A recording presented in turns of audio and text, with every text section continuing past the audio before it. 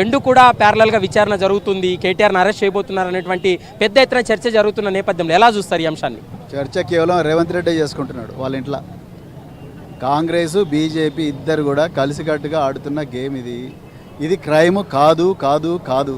ఇందులో ఒక్క పైసా కూడా ప్రభుత్వానికి నష్టం రాలేదు. ఇది పెట్టుబడి, ప్రభుత్వం పెట్టిన పెట్టుబడి. ఎట్లా నష్టం అవుతుంది? ఇందులో డబ్బులు తీసుకున్న ఆర్గనైజేషన్ మాకు డబ్బులు వచ్చినాయి అంటున్నారు, ఇచ్చిన ఆయన మేమే ఇచ్చినామని అంటున్నాడు. ఇంకెక్కడ క్రైమ్ ఉంది? మా జోబులోకి వస్తే ప్రివెన్షన్ ఆఫ్ కరప్షన్ యాక్ట్ కింద క్రైమ్ అవుతుంది 13 ప్రకారం. జోబులోకి రాలే. అంటే మీరు ఒక పొలిటీషియన్గా కాకుండా గతంలో మీరు ఒక ఆఫీసర్గా పనిచేశారు సార్. ఇందులో నామ్స్ పాటించట్లేదు, రిజర్వ్ బ్యాంక్ ఆఫ్ ఇండియా సంబంధించినటువంటి క్లియరెన్స్ సర్టిఫికేట్ లేకుండానే నగదు బదిలీ చేశారు, ఇందులో ఫెమా నిబంధనలు ఉల్లంఘన ఉన్నాయి, మనీ లాండరింగ్ ఉందనేటువంటి అంశాన్ని పెద్ద ఎత్తున చర్చ జరుగుతున్న నేపథ్యంలో ఈ సెక్షన్స్ అన్ని మీకు తెలిసే ఉంటుంది, ఈ కేసు కూడా మీరు క్లోజ్గా మానిటర్ చేస్తుంటారు కాబట్టి ఈ కేసు చూస్తే మీకు ఏమర్థమవుతుంది సార్? దీంట్లో కేసే లేదనిపిస్తుంది. ఏసీబీ ఈడీ రెండు కూడా తమ విలువైన సమయాన్ని, విలువైన ప్రజాధనాన్ని వేస్ట్ చేస్తున్నారనిపిస్తుంది. ప్రభుత్వం ఒక పాలసీ ప్రకారము మొబిలిటీ వ్యాలీ కార్ రేసింగ్ అని నిర్ణయం తీసుకున్నది. అగ్రిమెంట్ ఎంటర్ అయినరు, జీవోలు ఉన్నాయి. జీవోల ప్రకారం హెచ్ఎండి అకౌంట్ నుంచి ఎఫ్ఈఓకు డబ్బులు పోయినాయి. ఎఫ్ఈఓ అంటున్నాడు నాకు డబ్బులు వచ్చినాయి అంటున్నాడు. వాళ్ళు సొంతంగా బినామీ లేకపోతే హవాలా మార్కెట్లో పంపులు పంపేయలే కదా. ఏం చేసిండ్రు?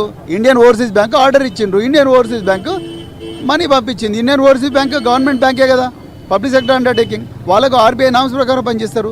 ఏమైనా ఆర్బీఐ వైలేషన్స్, ఫెమా వైలేషన్స్ ఉంటే ఇండియన్ ఓవర్సీస్ బ్యాంకు ఆర్బీఐ వాళ్ళు చూసుకోవాలి. గవర్నమెంట్కి ఏం తెలుస్తుందండి ఇవన్నీ? ఒకవేళ 55 కోట్లు బదిలీ అయినా ఎక్కడ కూడా అవినీతి జరిగినట్లయితే మాత్రం ఇప్పటివరకు ఆధారాలు లేవనేది మీ వర్షన? అబ్సల్యూట్లీ అండి. క్రైమ్ అసలు అక్కడ క్రైమ్ అంటే ఇంటెన్షన్. ఇప్పుడు నీ పాకెట్లో నుంచి నీకు తెలియకుండా 5 రూపాయలు తీసుకున్నా, అది క్రైమ్. నేను నీ పాకెట్లో నీ పర్మిషన్ లేకుండా తీసుకున్నా, అది క్రైమ్. అసలు ప్రభుత్వం ప్రజాధనాన్ని వీళ్ళ ఇళ్ళకి తీసుకోలేక, వీళ్ళ పాకెట్లకి తీసుకురాలేక ఎట్లా క్రైమ్ అవుతుంది? అది ఎట్లా క్రైమ్ అవుతుంది? సుప్రీంకోర్టు అయితే మాత్రం విచారించడానికి కొంత అంటే పిటిషన్ డిస్మిస్ చేసింది. ఎట్లా ఉండబోతుంది నెక్స్ట్? హైకోర్టు అయినా సుప్రీంకోర్టు అయినా వాళ్ళు ఏమంటున్నారంటే సరే విచారణ జరగనివ్వండి అని అంటున్నారు. అంతే తప్ప నువ్వు నేరస్తున్నావు అని అంటలేరు వాళ్ళు ఎవరు కూడా. విచారణ జరగనివ్వండి అంటున్నారు. సరే అని చెప్పి మేము సుప్రీంకోర్టు నుంచి పిటిషన్ కూడా కేటీఆర్ గారు విత్డ్రా చేసుకున్నారు. ఇక దీంట్లో క్రైమ్ ఎక్కడ ఉంది అసలు? ఇవాళ కాకపోయినా 100 రోజుల తర్వాత అయినా, 1 సంవత్సరం తర్వాత అయినా ఇది అమాయకులనే క్లియర్గా తెలుసు. లీగల్గా మీరు పోరాటం చేసే అవకాశం ఉంటుంది ఈ కేసులో? 100%.